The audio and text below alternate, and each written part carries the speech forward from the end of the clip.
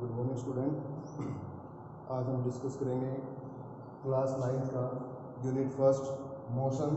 ठीक है, और इसके हम टॉपिक डिस्कस करेंगे। First of all rest, motion, scalar and vector quantities, distance and displacement and speed and velocity. Clear? Okay, so आपका जो फर्स्ट यूनिट रहेगा वो रहेगा मोशन। ठीक है, तो इसमें जो फर्स्ट टॉपिक है आपका रहेगा रेस्ट। ठीक है, क्वेश्चन कैसे पुट होगा, आपसे पूछा जाएगा कि व्हाट इज रेस्ट। ठीक है, डिफाइन रेस्ट। अब लोग क्या बोलेंगे? It does not change its position with respect to surrounding. It means यानी कि कोई ऑब्जेक्ट है वो अपनी पोजीशन सराउंडिंग के रिस्पेक्ट में चेंज नहीं कर रहा, तो हम लोग उसको क्या बोलेंगे? Then the object is said to be at rest. मान लीजिए एक पेड़ है, ट्री है, ठीक है, और एक स्टूडेंट ऑब्जर्व कर रहा है उसको जो बेंच पे बैठा हुआ है, तो उस केस में क्या होगा कि आपका जो ट्री है वो रेस्ट पे है, ठीक है ना, और बेंच आपका किस पे है? रेस्ट पे है। क्लियर? तो ट्री अपनी पोजीशन बेंच के रिस्पेक्ट में चेंज नहीं कर रहा, तो उस ऑब्जेक्ट को हम लोग क्या बोलेंगे? द ऑब्जेक्ट और the tree is said to be at rest.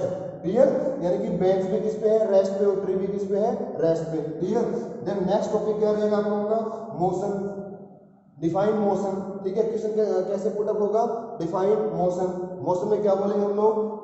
If it changes its position with respect to surrounding, it means an object changes its position with respect to surrounding.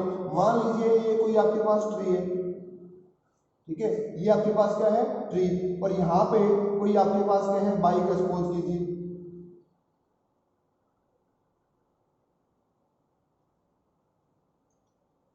अब देखिए ये bike आपका uniform motion में, ठीक है, और ये इस ट्री को क्या कर रहा है? क्रॉस कर रहा है।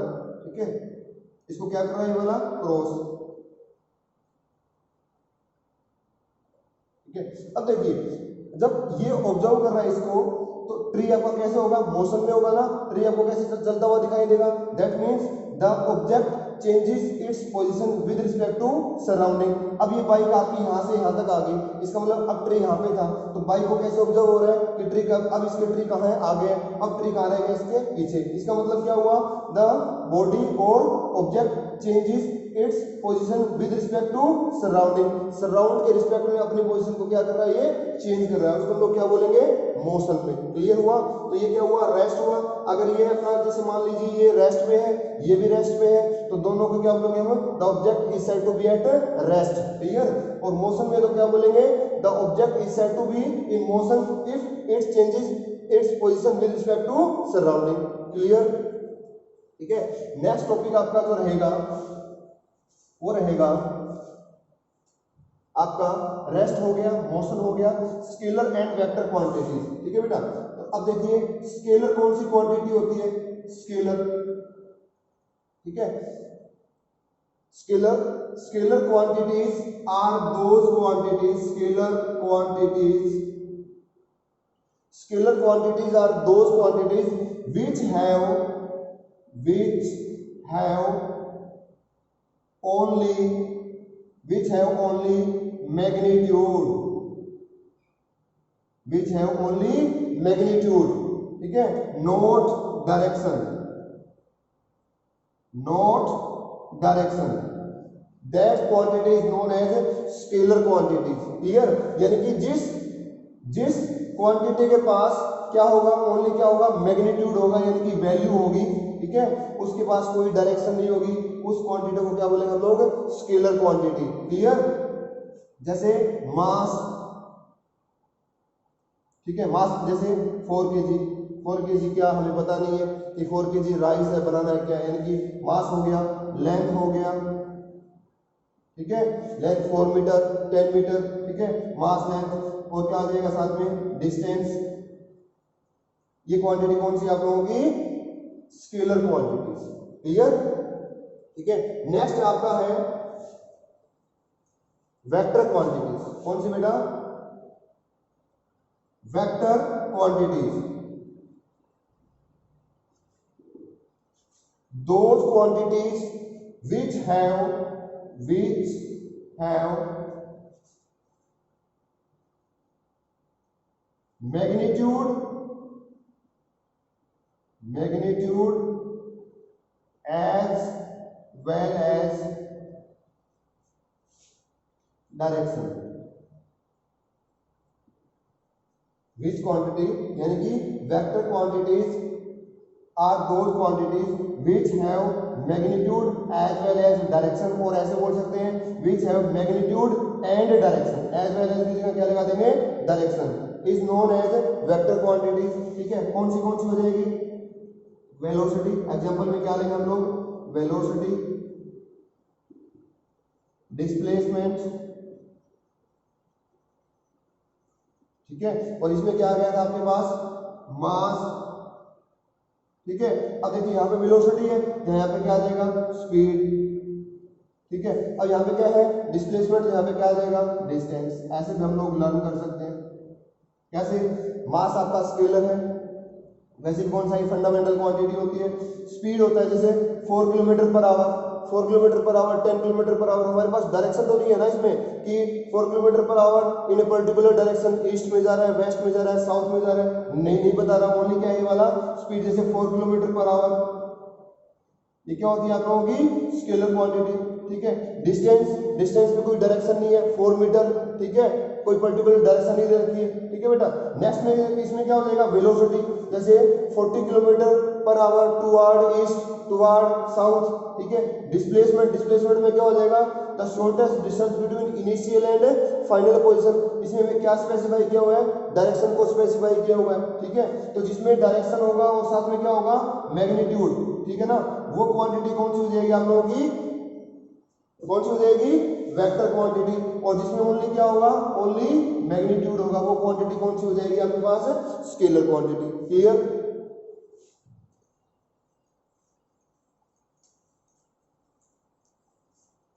नेक्स्ट रहेगा आप लोगों का distance.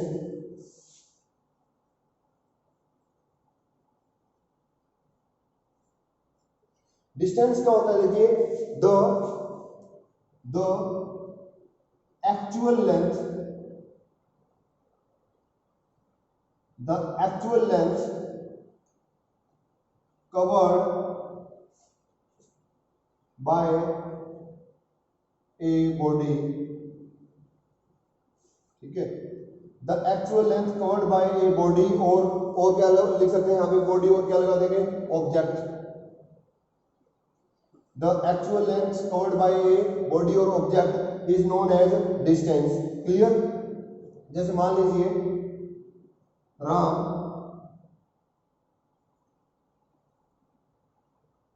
Move 10 kilometre toward east. देखिए डायरेक्शन क्या होती है, यहाँ पे क्या लिखते हैं हम लोग ईस्ट, यहाँ पे क्या लिखते हैं वेस्ट, यहाँ पे क्या लिखते हैं नॉर्थ, यहाँ पे क्या होता है साउथ। ठीक है, ये हमारी डायरेक्शन को स्पेसिफाई करने का क्या होता है मेथड होता है।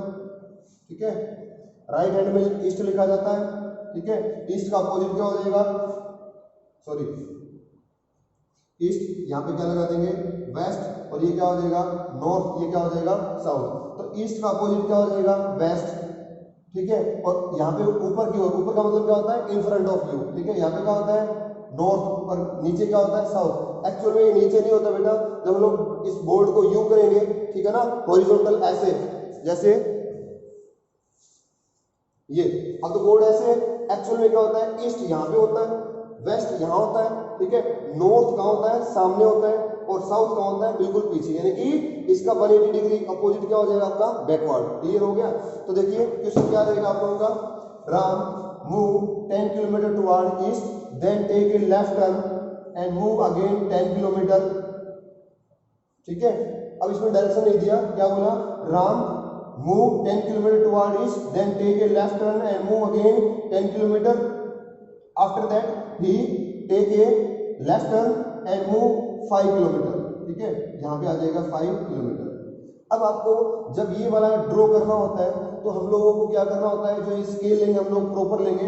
देखिए मान लीजिए फर्स्ट आपने लिया 10 किलोमीटर, तो बेटा 10 इतना लिया हम लोगों ने स्केल, तो इसी को हम लोग मेंशन करेंगे, इसी को बेस लेंगे और 10, अब नेक्स्ट वाला 10 हो गया, अप्रोक्सीमेट किसके इक्वल रहेगा, इसी के इक्वल रहेगा 10, ठीक है बेटा। अब 5 चला है ना, तो 5 हम यहाँ तक नहीं लेंगे, कहाँ तक लेंगे, इसका 10 अगर ये है तो 5 किसका हो जाएगा, इतना हाफ हो जाएगा। अब इसमें बोलेगा कि डिफाइन डिस्टेंस, ठीक है बेटा। तो देखिए क्या बोला हम लोगों ने, the actual length covered by a body और object is known as distance, ठीक है बेटा। अब इसमें कितना हो जाएगा, देखिए जरा कितना चला एक्चुअल लेंथ, 10 किलोमीटर चला ईस्ट में, ठीक है बेटा। अगेन 10 चला किसमें बेटा, नॉर्थ में 20, और अगेन 5 कहाँ पे चला, वेस्ट की ओर चला, तो कितना हो गया 10 10 20 और 5 25। तो इस केस में डिस्टेंस कितना आ गया हमारे पास, 25 किलोमीटर। क्लियर है यहाँ पे, ठीक है बेटा। अब है आपका नेक्स्ट टॉपिक आ जाएगा डिस्प्लेसमेंट, ठीक है बेटा। अब देखिए डिस्प्लेसमेंट में क्या होता है, displacement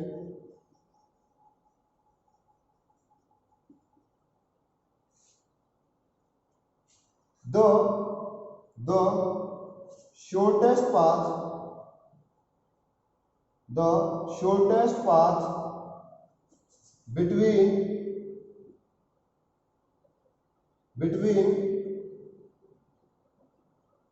initial and final position, the shortest path between initial and final position, और क्या लिख सकते हैं, और the distance covered by the object in a straight line between initial and final position.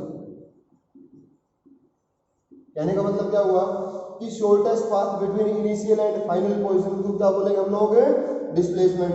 और जैसे देखिए इनिशियल राम ने यहाँ से चलना स्टार्ट किया था और राम कहाँ तक चला है, यहाँ तक चला है, तो इसकी इनिशियल पोजीशन ये है और फाइनल ये है, तो इनके बीच का शॉर्टेस्ट डिस्टेंस कौन सा होगा बेटा, बिल्कुल क्या करते हैं हम लोग, एक स्ट्रेट लाइन लगाएंगे, ऐसे शॉर्टेस्ट तो ये होगा, ऐसे तो जाएगा नहीं घूम के, ठीक है ना।